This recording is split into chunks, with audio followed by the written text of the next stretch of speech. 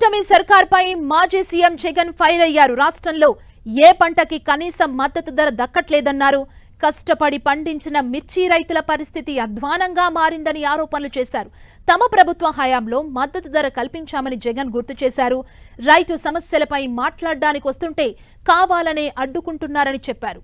తప్పకుండా మరోసారి తమ ప్రభుత్వం వస్తుందని, ఆ రోజు చంద్రబాబుకు కనీసం సెక్యూరిటీ లేకుండా చేయగలమన్నారు.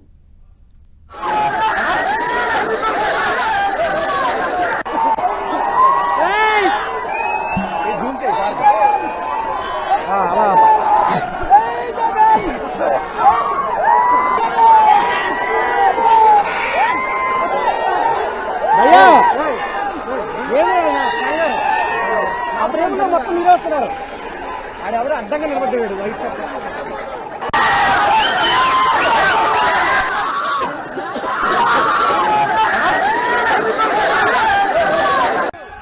చంద్రబాబు నాయుడు గారికి రైతుల కష్టాలు కనిపించినా కూడా చంద్రబాబు నాయుడు గారి కళ్ళు మూసుకొని రైతులను కష్టాల పాలు చేస్తా ఉన్నాడు. ఒక ప్రతిపక్ష నాయకుడు ఇక్కడికి వస్తున్నాడు అనంటే, రైతులతో మాట్లాడే ప్రయత్నం చేస్తున్నాడు అనంటే, కనీసం పోలీసుల భద్రత కూడా చంద్రబాబు నాయుడు గారు ఇవ్వని పరిస్థితి.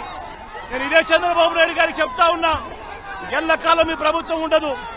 రేపొద్దున ప్రతిపక్షంలో మీరు కూర్చున్నప్పుడు ఇదే మాదిరిగా పోలీసు భద్రత మేము తీసేస్తే ఎలా ఉంటుందో ఒక్కసారి ఆలోచన చేసుకో చంద్రబాబు.